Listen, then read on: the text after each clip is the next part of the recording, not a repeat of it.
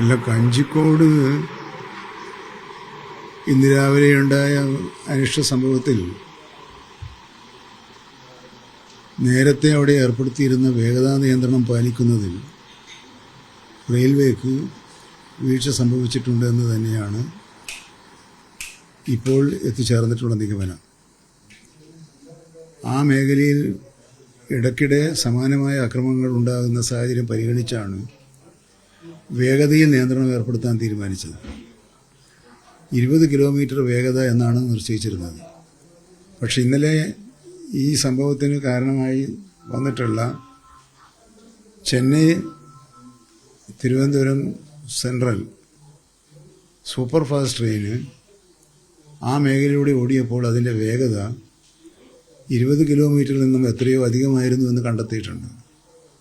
അതിൻ്റെ അടിസ്ഥാനത്തിലാണ് ആ നിയന്ത്രണങ്ങൾ ലംഘിച്ച കുറ്റത്തിന് ലോക്കോ പൈലറ്റിനെതിരെ വനം വകുപ്പ് കേസെടുത്ത് രജിസ്റ്റർ ചെയ്ത് അന്വേഷണം ആരംഭിച്ചിട്ടുള്ളത്. ഈ കാര്യത്തിൽ ഇനി ലോക്കോ പൈലറ്റാണ് പറയേണ്ടത്.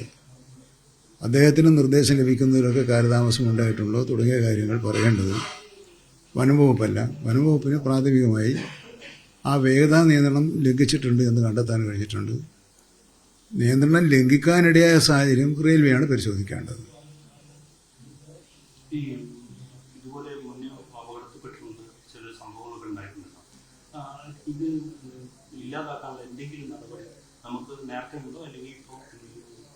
അല്ല, റെയിൽവേയുമായി ബന്ധപ്പെട്ട ഇത്തരം പ്രശ്നങ്ങളിൽ റെയിൽവേയുടെ നിയമങ്ങൾ പാലിക്കാൻ എല്ലാവരും ബാധ്യസ്ഥരാണ്.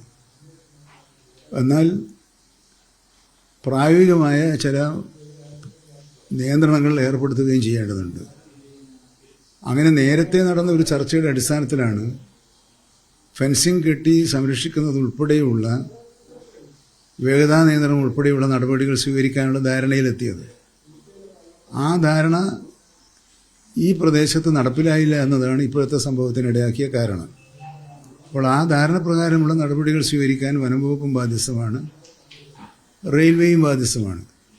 അപ്പം അതുകൊണ്ട് ഇന്നിപ്പോൾ നിർദ്ദേശിച്ചിട്ടുള്ളത് വനംവകുപ്പിലെ ഉന്നത ഉദ്യോഗസ്ഥന്മാർ പാലക്കാട് ഡിവിഷണൽ റെയിൽവേ മാനേജറുമായി തന്നെ നേരിട്ട് കണ്ട് സംസാരിച്ച് പ്രായോഗികമായി എന്താണ് ചെയ്യാൻ കഴിയുക. അപ്പോൾ റെയിൽവേയുടെ പ്രശ്നങ്ങൾ നമ്മൾ മനസ്സിലാക്കേണ്ടതുണ്ട്, ഫോറസ്റ്റിൻ്റെ പ്രശ്നങ്ങൾ മനസ്സിലാക്കി ഏറ്റവും ഉചിതമായ പരിഹാര മാർഗങ്ങൾ കണ്ടെത്താനുള്ള നിർദ്ദേശമാണ് അവർക്ക് ഇപ്പോൾ നൽകിയിട്ടുള്ളത്.